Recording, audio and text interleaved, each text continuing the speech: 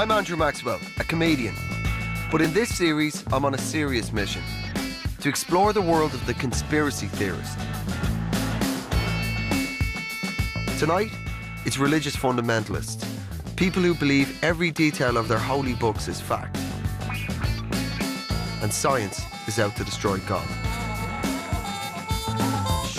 Go to heaven, goats go to hell. I'm going to travel with these die-hard creationists to the west coast of America. Andrew. I'm Phil. Where nearly 50% of people are on their side. Andrew, good morning. Hi, I'm Sam. To try and understand where they're coming from. For them, humans and dinosaurs lived happily side by side. Noah squeezed every living creature onto his ark. Noah's Ark was specifically designed by God. And evolution is a pack of lies told to rid the world of God.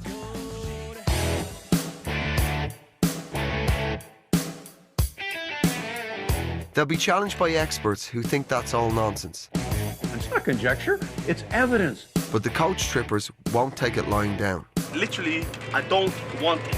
There's going to be tears. None of that up there is what Jesus is about. Fallouts. Then that's not why we're here. When you have nothing to say, put your hand up when you're out of ideas. And downright rebellion. You are a bully and a pathetic director, a complete and utter bully.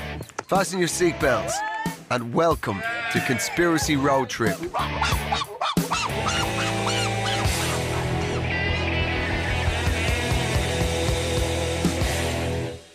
Ladies and gentlemen, welcome to the road trip. Yay! So here it is. Over the space of 150 years, evolution has become to be known as, in the scientific community, certainly, a certainty, an absolute fact. Boo to you, sir. Boo to you. Now, I know somewhere along the way you all believe that that is nonsense, right? I'm going to introduce you to the scientists. You can meet them firsthand and you can have it back and forward with them. I'm not here to rattle your faith. I doubt very much if I could. Correct, Phil? Right? This Dublin midget is not going to convince you that there isn't a God. Nor do I intend to, brother. All right? My fellow trippers are Phil, a fire and brimstone Christian. He can't wait for atheists to meet their maker. I think evolutionists will feel the full weight of their choice whenever they get to Judgment Day. South London Muslim Abdul, who's up for a fight with evolutionary scientists. There's no empirical proof for evolution. They lie. Scientists are lying. There's Paris, France, everyone! Yay, Eiffel Tower. 19-year-old call centre worker Bronwyn. She believes humans used to have to run away from T-Rex. No doubt there are probably some fatalities with humans and dinosaurs coexisting, but, you know, hasn't there been some fatalities with, you know, lions and humans coexisting as well? There's single mum Jojo, who sees God's beauty and love in everything. We're intricately designed, you know, there is so much to us that there had to be a creator to create what is just so perfect. And finally, design student Sam, who's here to stand up for his faith. There was this view put out that the church is dead, Christianity means nothing, and it has no cultural relevance, and actually that's just not the case.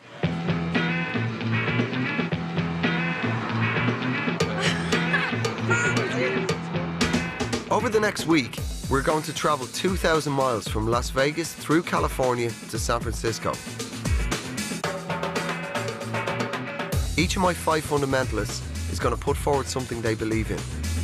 And I'm going to try and meet them head on. I do not want to be offending to the core people who are hardcore Christians or hardcore Muslims, you know what I mean? Because I've got a life to lead. This will be quite the challenge. If these people believe they only answer to an all-powerful being, then God only knows where we'll all end up.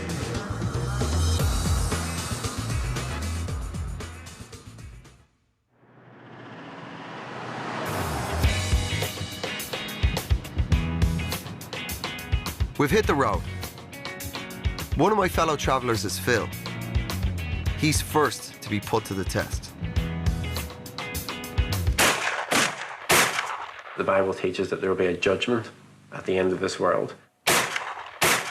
People don't want that. They don't want the baggage. They don't want God because God comes with consequences. Phil is going to be the toughest nut to crack. It's his personal crusade to convince people that the events in the Bible are literally true. I'm a Christian and I firmly believe that the Bible is the authority that everyone should stand on. It is the Word of God, and I believe that it's true from start to finish. Phil believes the world is only 6,000 years old and that the Grand Canyon was formed by a giant biblical flood just 4,000 years ago. In a biblical creationist point of view, the Grand Canyon was formed as part of a post-flood event at the time of Noah, and it carved the canyon out very rapidly. Sounds like a nice story, but how could you believe it's fact? I want everyone to take a closer look at this natural wonder of the world from 10,000 feet. Here you go. Thank you. You're welcome. Okay. I make those. Do you? There you go. With air travel crucifix. Let's do this.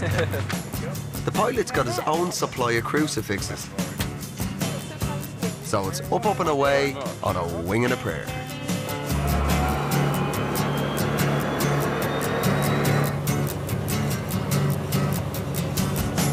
Phil is convinced each of these giant cliffs and valleys was carved out by a single flood just 4,000 years ago. And the others think the evidence really adds up. Incredible, isn't it? Yeah, that's good basic. That makes you just in awe of God. Even the pilot's on their side. For me, flying out here really is just a great spiritual thing. I really get an increase to my faith when I fly up here. Huge marvelous creation of God's creation. La la la la la la la la la la la. I'm on the top of the world looking down on creation, and the only explanation I can find. Looking down on God's wonderful creation from our science machine. Ever since you've been around, your love's put me at the top of the world. Yo. Wow, this is incredible. It's almost like a painting. Yeah. Andrew, here's how we're going to test the theory of evolution, right? We're going to push you over and we'll see if you can evolve into a bird by the time you fall down. Is that okay? Is that... Evolve quicker. Evolve quicker. It's quite a nice heckle put down. I have to say, Phil, it does put my mind to great periods of time. Okay. Yeah. I see millions of years. But what do I know? So we're meeting an expert, Professor Don Prothero, a geologist who's been working at the canyon for 35 years. One of the first things I want to make clear is that I am a scientist. We deal only with natural forces and things that we can observe and test in nature. You can see the layers of the earth pile up one on top of another in a place like this better than just about anywhere else. Immense amounts of time are required to deposit that, cement it into hard sandstone and shale, tilt it, erode it. Your minimum estimates is hundreds of millions of years. Don, thank you for your talk so far. Number one, your assumption was naturalism. Yes. And your second assumption was uniformitarianism. As all scientists around the world are. Well, not all scientists. That would be a false statement, so it would. Well, all scientists I'm aware of. Really? So you've never read any creationist literature? Oh, I've read them. I don't count them as scientists. Ah, right, okay. The point is that, as far as I understand in creationism, there's a belief that this is to do with the biblical flood, correct? Yeah. Could this be a giant flood? Let me address that. If the biblical flood really did create the Grand Canyon, it would need to have carved out curved valleys, like here at Horseshoe Bend. Don thinks this is impossible because flood water cuts along straight lines. My understanding of creationist literature, and I don't claim to have read as much of it as you have, obviously, is that the post-flood water is drained off. Is that your understanding? Yeah, one of two. The post-flood waters or... If your post-flood waters drain off, they're going to drain off and form a sharp, straight canyon. That's simple physics. Just release the water gently onto the surface, and as we let it go, we'll see what it does. There you go. So porous, it drains in there pretty fast. Well, hardly enough to even get much of a call. We got a grain flow. Amazing. But it's also very straight. That's typical flood situations all around the world. This is simple geomorphology. This is the way we look at the landforms of the earth and watch them evolve in real time. From our perspective, obviously, we would see things kind of differently. Oh, obviously. As for the horseshoe bend and stuff here and here, I'm not a trained geologist, so I think to try and answer a question in regards to that would be very silly. Okay. Phil might not have much to say, but he's definitely making an impression on Abdul. Phil said the Grand Canyon was made by the flood. He's just dropped that one in. I don't know where it says in the Bible the Grand Canyon was made by a flood, but he's kind of just adopted it as a cornerstone of his belief. Is anybody here in any way less convinced? Not really. 50-50. I'm not less convinced just because this is just one thing. But it's his water. It's his gravity, right? You know, but it's his stuff. Yeah, that's right. So he can do what he wants with it, yeah, right? Of course he can. So he doesn't have to abide by any other laws, right? Because it's his, That's after fine, all. but as a scientist, I can't do that. Yeah, that's fine. It would seem odd that he would just once off do something different with water than what he does everywhere else on his creation. I don't really know where we can take this with people who, when shown the most basic nature of water, go, well, maybe he changed his mind once. Maybe God decided to do something different with water. You know, under those sort of circumstances, it's hard to know.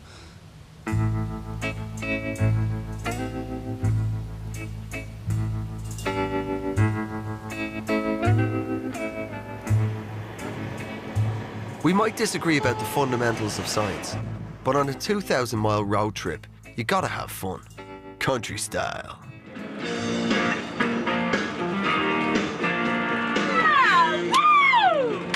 Go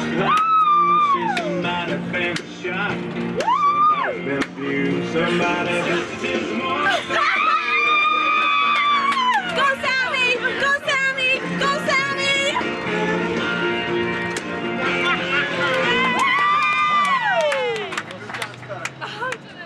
Are we the judges?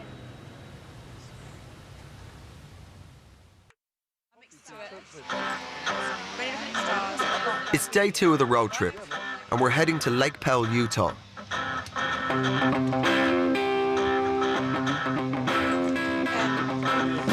Creationists are certain that the story of Noah's Ark is a matter of historical fact, but the devil's in the detail. Jojo fills us in on the blueprints for the biblical boat.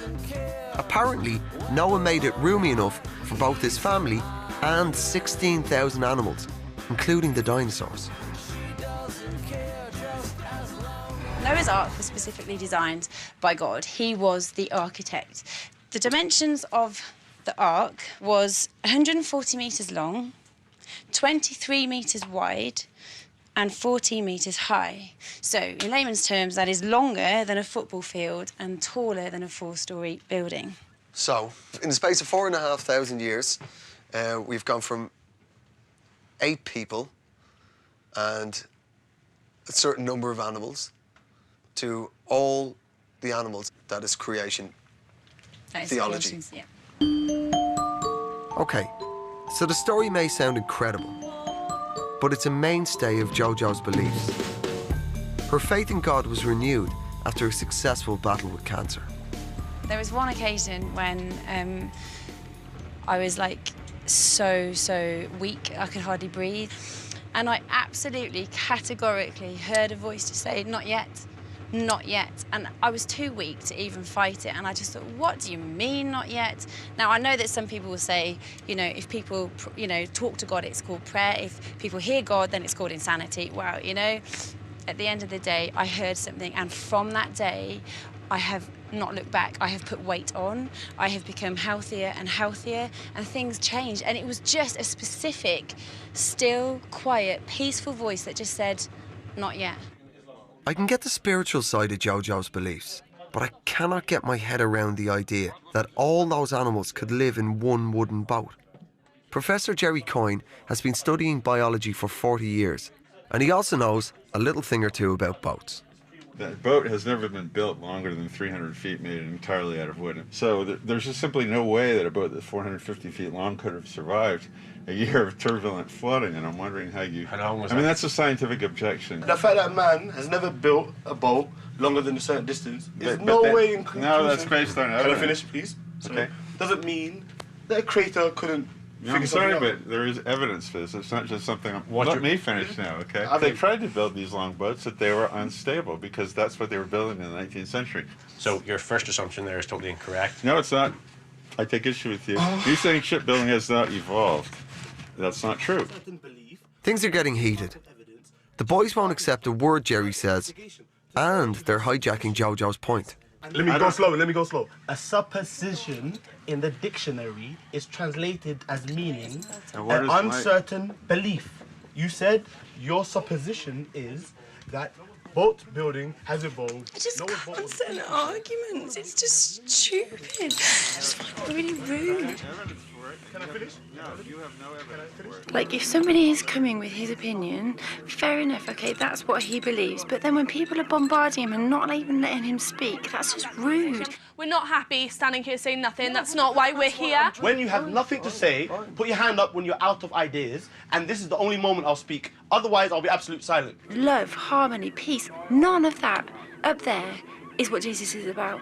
I'm not in it for this. Well, no, but I'm not standing here like some kind of cretin, ignoring the evidence. But I've already given you so much evidence that I think any reasonable person who's not perverse would have to say, well, this is a fairy story. Where did the whales go? Where did the whales go in the Ark?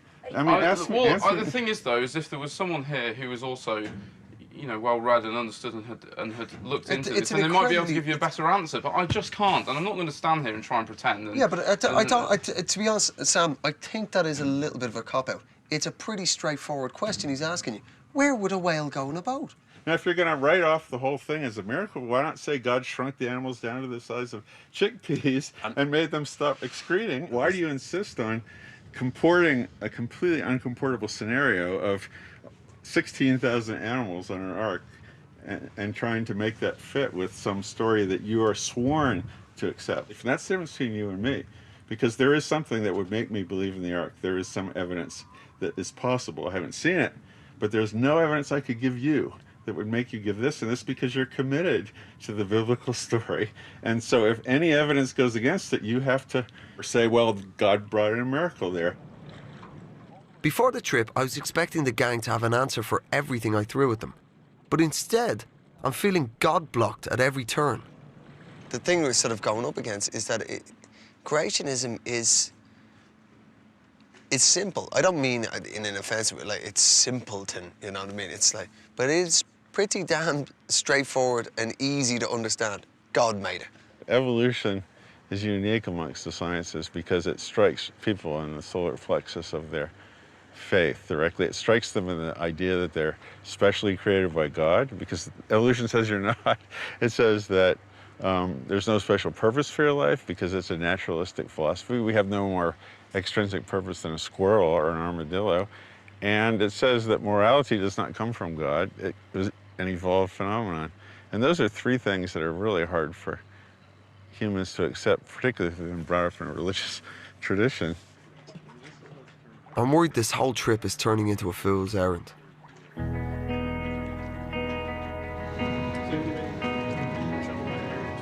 Do you think that there is something in us that is so adamant that actually we don't want to hear? Do you think, like he was saying, well, look, I've given you this evidence. I'm telling you the ark could have not floated. I'm telling you the whales would have died. And he was giving us, fact after fact within the science remit. How do you think that we are in response to that? It's extremely easy if you're in a position of, I don't know, intellectual authority to sort of lord it over someone. For example, if we were going to, I don't know, have a conversation about German techno, and I was the one that knew all about German techno, and you don't, and I can make you look like a total fool because I can walk you all over the place. That didn't bother me that much. It was just the phrases he was using, like, that's what you people would believe in these fairy tales. What was that word he used? Perverse. Perverse, yeah. You people are so perverse, do you believe in these fairy tales? My trippers may be finding it easy to wave away the evidence. They're not alone. Apparently almost half of Americans believe in some form of creationism. So we're off to California to meet some of them.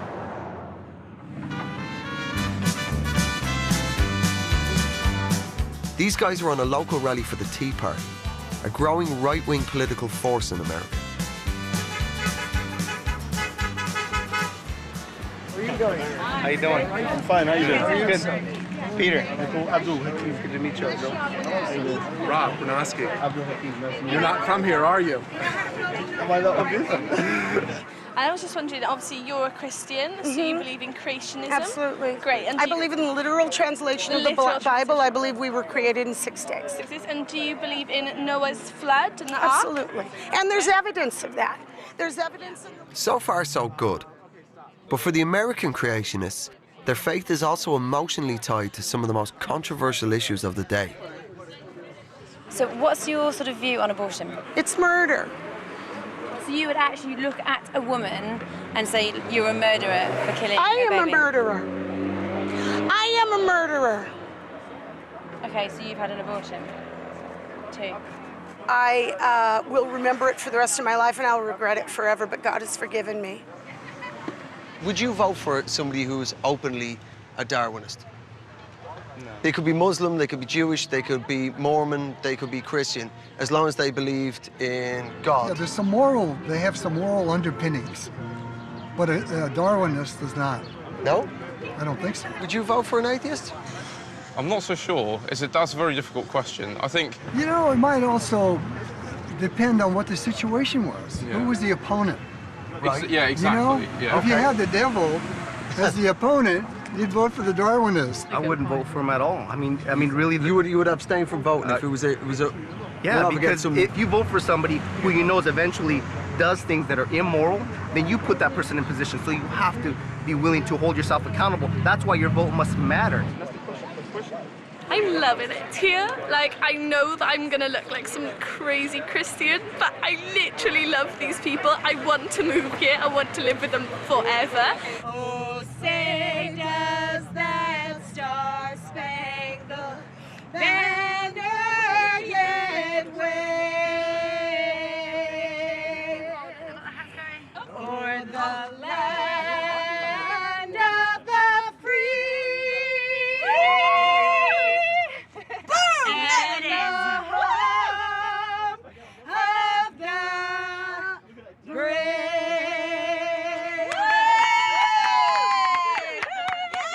I'm starting to get a handle on my creationists and just how wary they are around non-believers. So if I'm to stand any chance of getting through to them, my next expert has to be a man of faith too.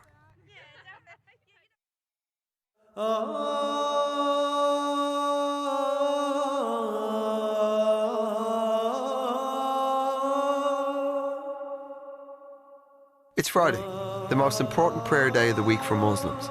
So Abdul is choosing to spend the day at the mosque here in Bakersfield, California. Being a Muslim, you know, speaks about everything. How you use a toilet, which foot you enter your house with, how you eat, what you eat, how you eat it. And there's an Islamic way to do things and an un-Islamic way to do things.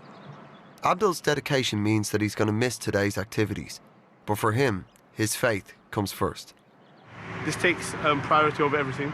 It takes priority over work. It takes priority over meeting a scientist and having a discussion about evolution.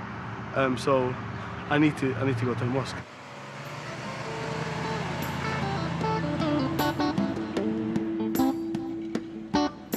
The rest of us are heading into big oil country, where people not only drill for black gold, but also dig for fossils.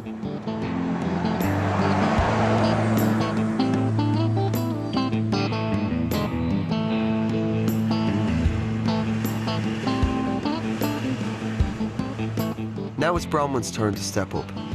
At just 19, she's also the most recent convert to creationism. She found her faith while her mum was in rehab. My parents broke up when I was about 6 months old. My mum had a drinking problem through most part of my childhood. She had it really rough, and while she was at rehab, I lived with my grandparents, who were great, so it was just me and them. Bronwyn believes the world was created in 6 days, and that humans lived alongside dinosaurs. I believe that dinosaurs first existed 6,000 years ago around, and they were created on day 6 of Creation Week with the rest of the land animals and with Adam and Eve. That's what I believe. So, we live side by side with T-Rex, All sounds a bit Jurassic Park to me. But if humans and dinosaurs did live together, then surely there would be some evidence of that. I want my creationists to get their hands dirty by joining a marine fossil dig. Let's see if we can unearth the truth.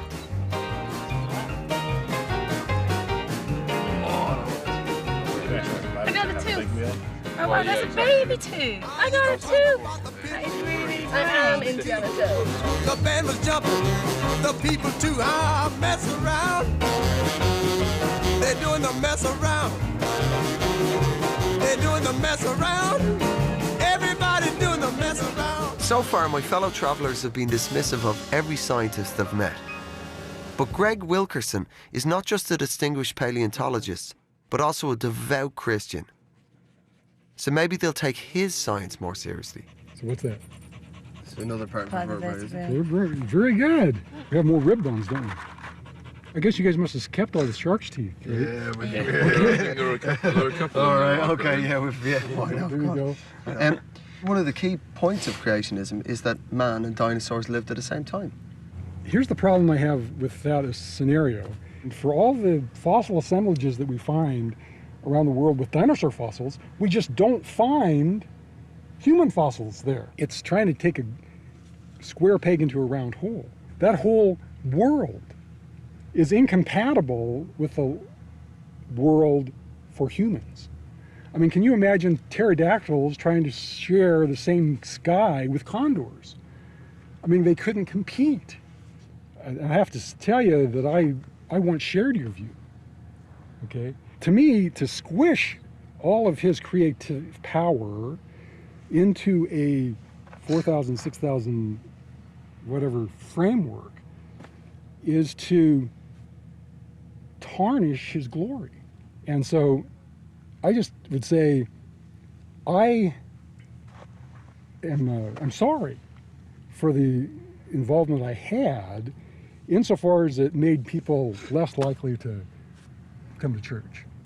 The points you made are really good, actually, and I think as well it's important to test these things out, because it's all very well saying something, but actually looking at the evidence is really important. I feel like uni student Sam is starting to listen to some of the evidence. Whatever it is over there. But the others are more interested in judging Greg's faith rather than looking at the science. I don't think I'll ever be half and half. Like, even after talking to Greg, it just convinced me more that being half and half is just, it just doesn't make sense to me. It doesn't make sense to think, okay, yeah, evolution happened. Oh, but then Jesus came to save us. No, that's not what happened. I think that whenever Greg looks at the Bible, he comes at it from a very dangerous position, in that he can interpret it whatever way he feels fit, and he can change that over time. But I would say to you that you interpret science whichever way feels fit. Well, the outworking of how we view the world about us starts always from the Bible, yes. Right. Oh, I gotta say this, man, and I do wonder why the hell you're here at all. You take the literal word of the Bible and done, full stop. So again, it comes down to my point. Why do you creationists bother at all? Why do you bother? Why do you bother trying to interpret it or go back and forth with extremely sincere scientists, whether they're atheist or Christian? Why bother? Because what they do is they put it upon everyone and they teach it as fact when it's not. Yeah. How many creationists, geologists have we invited on this trip? None. Yeah, but the point. No. Let's break it right down. Let's be honest, Andrew. We have invited zero creationists in their field. The point isn't to reinforce your views, it's that we can have a debate. But it would have been nice to have seen a real creation geologist. Oh, dude, what would be the point of that? Sit in a quarry with somebody who will totally agree with you. You No, can do that not back me. in Northern Them Ireland. two. The point of the show is for you to discuss things. And that's it. I thought a Christian might have been able to open them up to the science. Unfortunately, I seem to have only reinforced Phil's view that science is underhanded. And worse, somehow he's now convinced the whole road trip is a stitch-up. Things are getting pretty heated. It's now day 4 of the road trip. We've made it to Central California. Abdul's now back on board. So I think it's time to do something surely we can all enjoy together. Bing bong. Heidi hi, campers. Hello? Hello! Good morning. Today, I want you to meet a guy who shares almost 99% the same DNA as us, our closest living cousin, Oh, we mean a monkey. George Bush.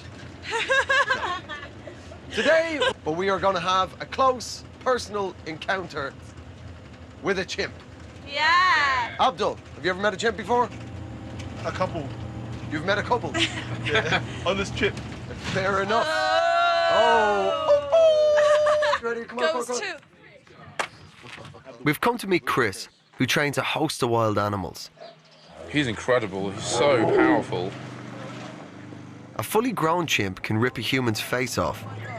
So we've decided to stick with Billy, who's still a little fella at 7 years old. This is weird. It's exciting, isn't it? Because it's easier to clean up the diaper than This is Billy. Hi, Billy. Like I said before, if he comes up to you, just, you know, if you don't want him to come up to you, just say so. And I won't let him jump on you. I want him to come up to me like more than anything else Oh, yeah? I've ever wanted. Can I have another trip? Good boy, have a seat. Oh. Hi. Dear Jim will fix it. No need to fix it for me. I've just met it. Hi. Hey, no, he doesn't need you to pick his nose. He doesn't need you to pick his nose. Thank you, though. Creationists are appalled by the idea we are related to chimps through evolution. After all, the Holy Bible says that we were created separately in God's image. But are we really that unique? The chimpanzee has a full range of emotions.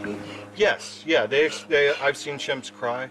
They don't have tears like us, but they cry. I mean, their biological functions are very similar to us.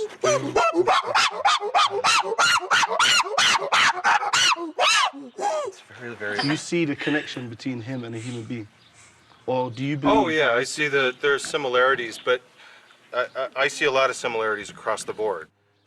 Are you okay with him messing with your shoes? Honestly, it's fine. All right. Hey, watch your mouth, young man. He's a snappy cutie boy. Snappy cutie boy. In regards to the differences are also extreme. In regards to what human beings can do and accomplish, and how they think and how they process things, and their awareness simply of the vastness of the universe and the God who created them. Do you believe in God? Oh yeah, most definitely. And working with chimps and meeting scientists hasn't really got rid of your belief in God? No, I've always been very pragmatic. For me personally, I think it's important for us as humans to come up with our own personal philosophy. Has working with these fabulous people, these fabulous little creatures. I call them people too. Yeah. That's funny. How does it make you feel to think that you might share some ancestry with this fella? That you might be related to him? Because it makes me feel really happy. I don't get offended by it because there's a bunch of generations removed, you know. Right. I have some cousins that are less than desirable. But, Oh, I got to meet the chimp, Billy the chimp, Billy the chimp, Billy the chimp. Listen, in this road trip, it can be fraught at times, but it's really great to have a moment like that where it's something we can all share. We all enjoyed Billy. For me, the great little moment was when Chris was like, "Yeah, I call him people too." Bob's your uncle. That's it. That doesn't lessen God. I think Andrew made quite an important distinction there at the end. That Billy is an animal, and that we are humans. And if Andrew wants to think that he came from an animal, he has serious problems there if he wants to be treated one like one too.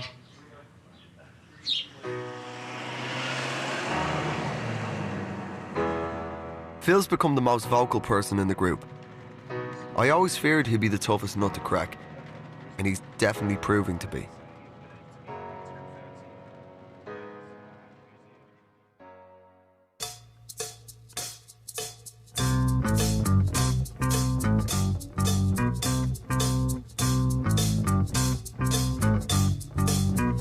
It's Sunday, the 5th day of the trip.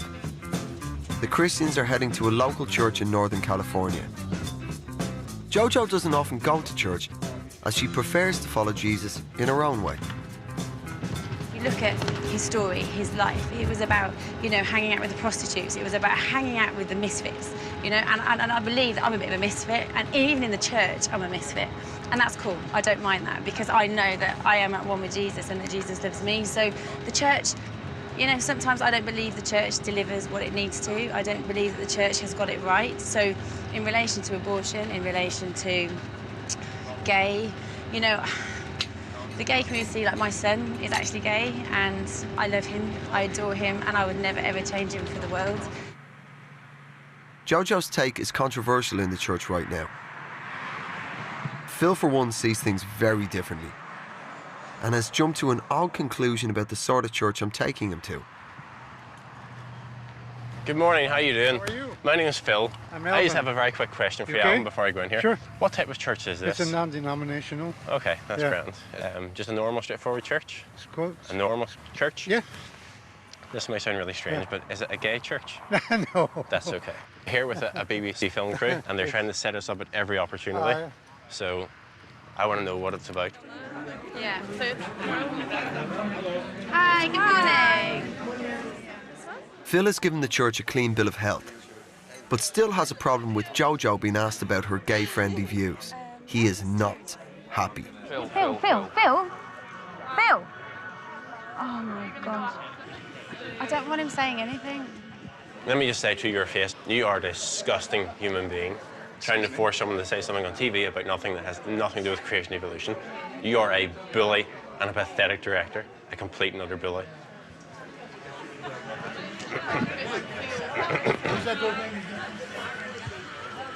What did you say? I told him he's a pathetic bully. Why are you doing that?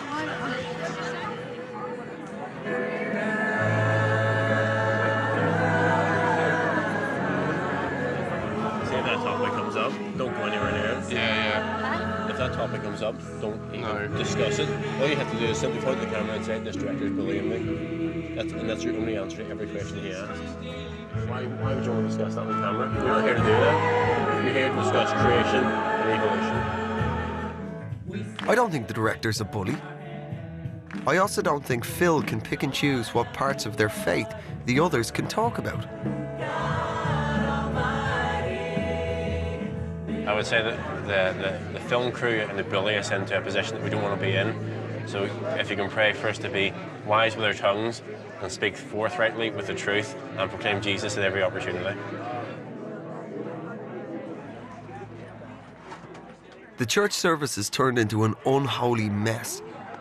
So afterwards, I decide to speak to Phil about what the hell just happened. When we got off this bus, you were angry this morning. Not angry, no. Not angry? No. What emotion were you exerting? Despair. Despair. You see the others as being bullied? Well, I think that everyone's attempting to be bullied, yes. Do you feel you're being bullied? Absolutely. We'll try to be, yes. I don't bully so easily. Yeah, that's, there's, for me, the startling thing straight away, Phil. I can't exactly see how you would be bullied. I don't know you know this, Phil, but you exert a lot of sort of subtle menace. That's an opinion you have, Andrew. It is my opinion I have. Okay. I've travelled with you for a week now. That's exactly my opinion.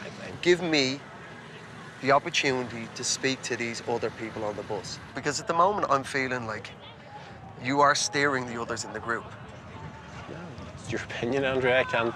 You don't feel that? No, I don't. Genuinely? No, I think they have their own opinions, their own views, and they've expressed them as much or as little as they choose to. You haven't said to anything. You haven't in any way directed the others No, at any definitely time not. during this week. No. I think we've come to the end of this conversation, Andrew, because it's not about creation evolution.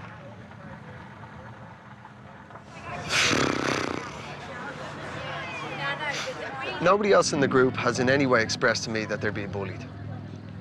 And there's a level of disingenuous there with Phil that is just incredible, you know? It's so self-evident that he's taking leadership over the group, but he maintains he hasn't. Anyway. I've been trying to get each tripper to engage with the science, and I've come up against a united front of faith. But since the church, I see a split forming in the group.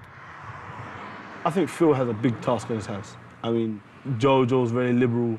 At the same time, Bronwyn's very liberal in terms of the homosexuality question.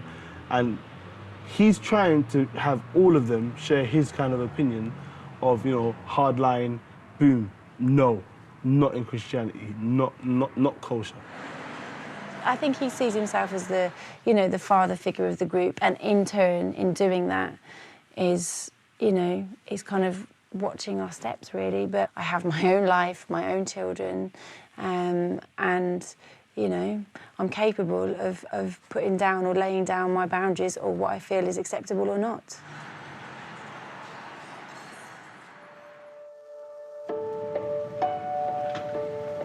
It's day 6. We've arrived in Berkeley, California, on the outskirts of San Francisco.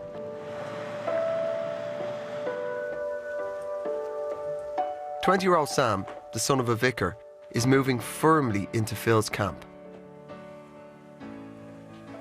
Phil is an extremely nice guy. I think he's very honest, he's very clear about his intentions, and he is very knowledgeable, but he's also, you know, he's a lot older than me, you know, he's had more time to think about it.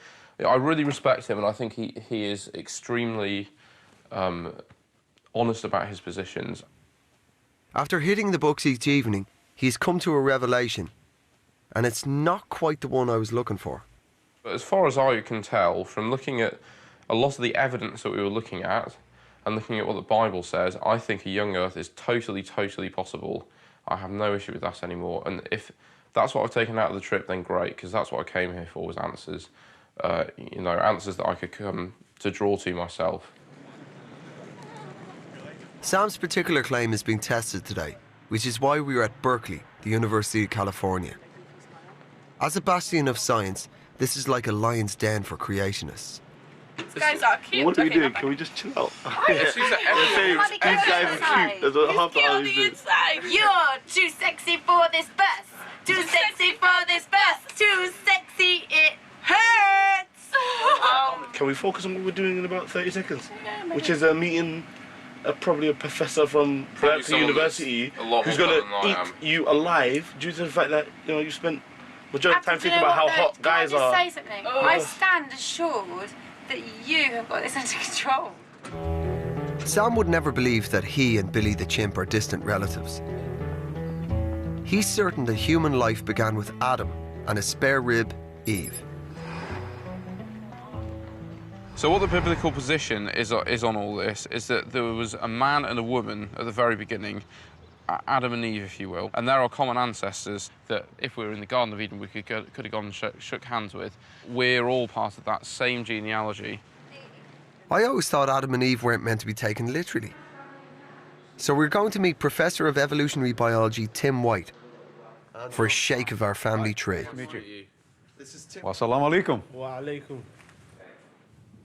What are your ideas on human evolution? Well, we have Adam and Eve initially, okay, and then, so, pick me up if I'm wrong, but this is, you know, because it would be a lot easier with the Bible in front of me, but we then have, so their children were Cain and Abel, is that correct? Yeah, I mean, yeah. Yeah, sorry, I'm just checking with everyone, just to make sure I'm not making any errors here.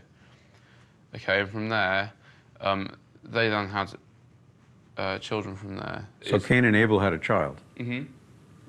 Yeah, no, okay, well, right. Cain and Abel were two dudes. They can't have a kid. Yeah, exactly. The point is, you're saying that DNA has changed that much in 6,500 years, that 6,500 years ago, it was genetically viable to have it off with your sister. But the Bible is very clear then when it comes to the time of Moses, that it then forbids brothers and sisters to marry.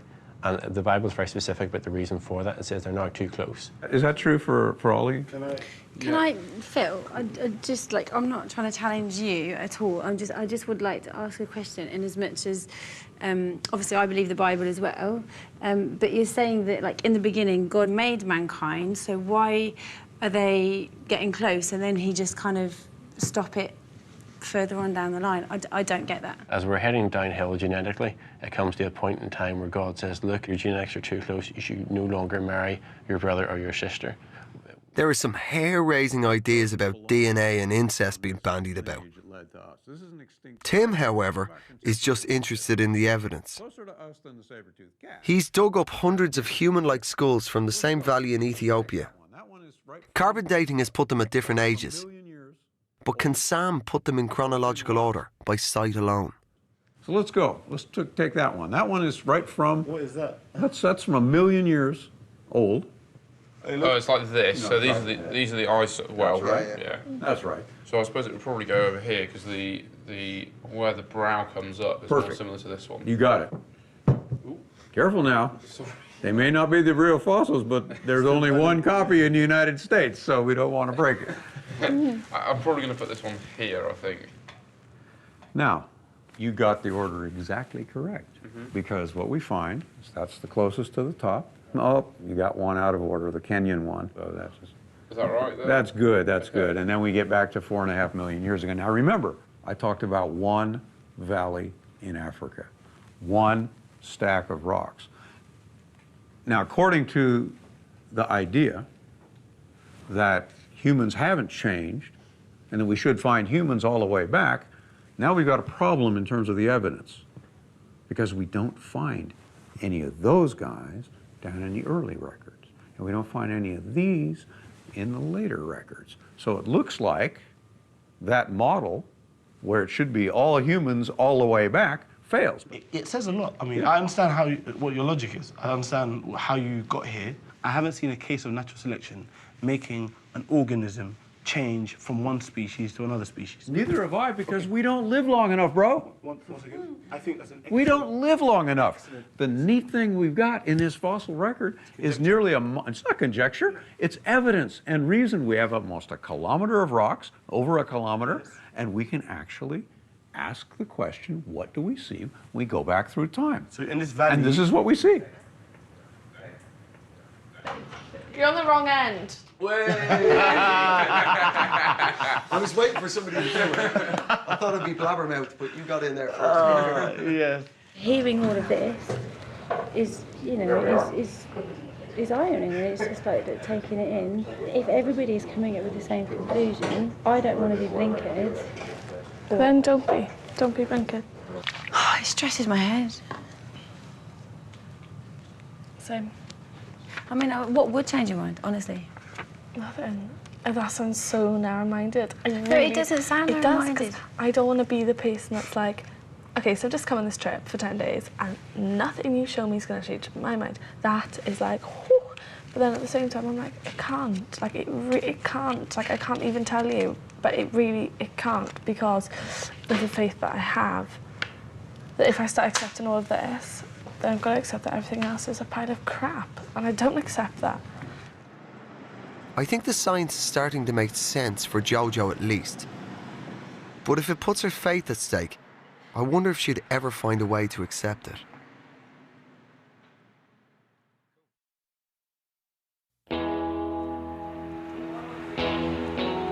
There's only 2 more days of the trip left. Everyone's had a morning off sightseeing. But now we're waiting for Sam and Phil. They're already an hour late and we've got a 6-hour drive ahead of us. We said to Phil, like Jojo said, Phil, we need to be back by 1. And Phil was like, well, if we're back, we're back. If we're not back, we're not back. And we were like, well... He's mocking it. I think Phil had in mind where Phil wanted to go today. I can't see them at all. Eventually, Phil and Sam turn up. Yeah, but you were stood right behind us. No, I know. And then I stopped for 2 minutes to try and look for a jumper. I know.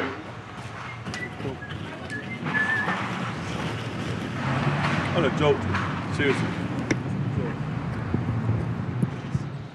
Now the group is split, our mission is taking a back seat. Phil doesn't want to talk to anyone, but Abdul wants to make one point clear.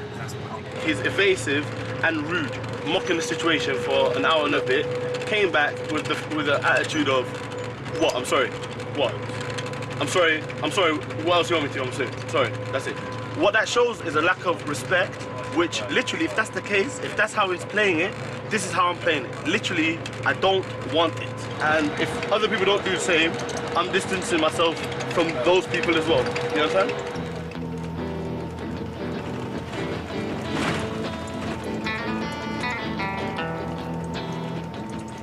Phil is isolating himself and then also isolating Sam now, and it's just the two of them. After we came back, Abdul made it clear he didn't want to talk to Phil anymore. Then Phil made it clear he wasn't talking to me or Jojo, and it was just ridiculous.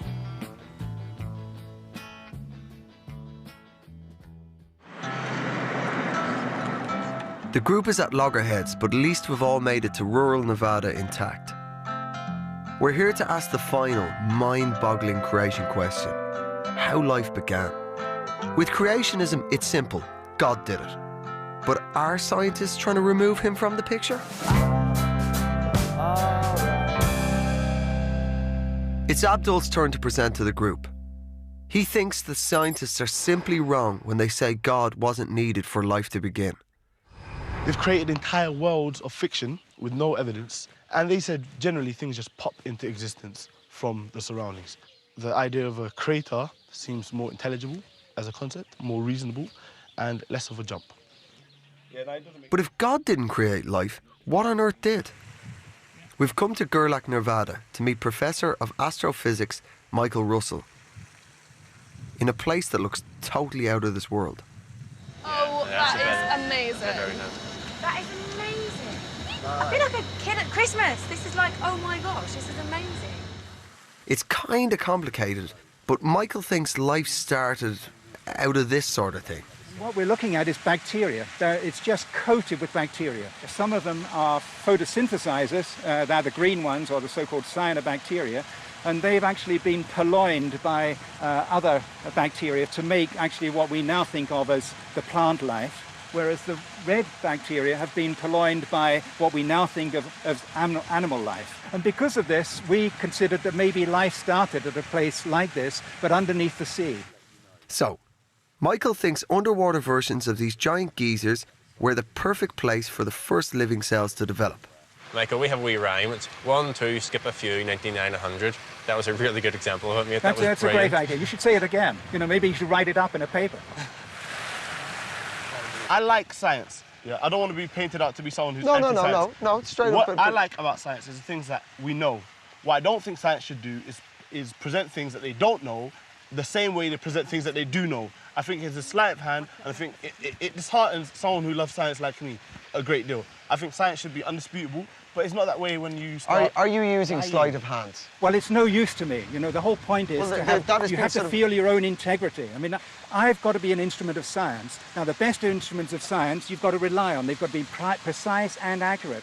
What do you think men like Michael are actually doing? They are giving you an alternative explanation which has no need or involvement for God. Right, so it's in direct opposition. It is a deliberately godless explanation of life. Yes. Why? Why would he do that? You know, I've explained this many times over the course of But why would, like, there's somebody who's right in front of us. It's not a they, it's Michael. We can actually, I want to see what you think Michael is actually up to. I would say that the people who want to explain life without God want a godless universe because they don't want the baggage of Jesus Christ, they don't want the sin, they don't want the judgment, they don't want the other aspects of God involved in their life, so that they can live whatever way they choose and they can die whatever way they choose and they can go wherever they choose whenever they die, if anywhere. To me, it seems extraordinary that for hundreds of years, scientists have concocted absolute nonsense just so we can do as we please. There is no conspiracy.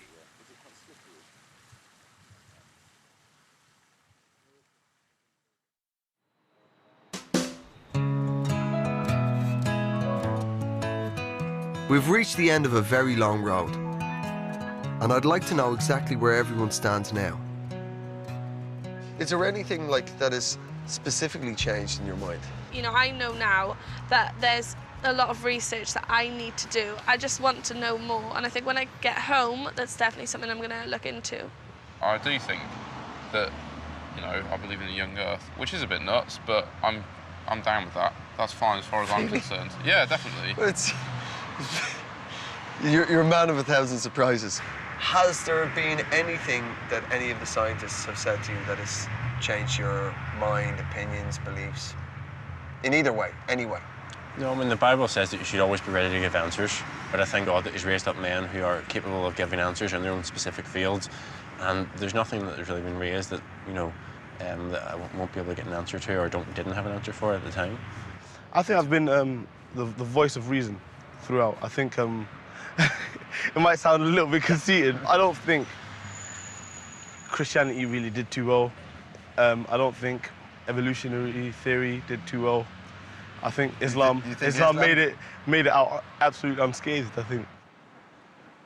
So has anyone been moved by the experience? Evolution, are you completely certain it didn't happen? You know, my faith hasn't been moved in as much as I believe in God, but it doesn't mean to say that God could not have created or caused evolution. Yeah, he used evolution as a Yeah, absolutely. So again, I'm not wanting to be closed off. I mean, there's too much evidence. I mean, you're looking at all the stuff, and you're just like, hang on a minute, how are people being so blinkered, you know? And I don't want to be blinkered, I want to be open. I'm really pleased Jojo has taken a step closer to my position. That to have an open-hearted faith, you've got to have an open mind as well.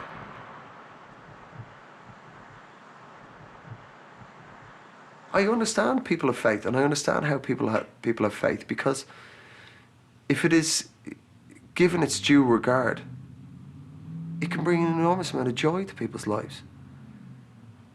But my idea of God, you know, is a giant, eternal, loving being. Like, he's either in all the texts, you know, or he's in none of the texts. He's either in the good faith that these scientists go about their work, or he doesn't exist at all. You know what I mean? There's either a God for all of us, or there's a God for none of us. You know. How many roads must a man walk down before?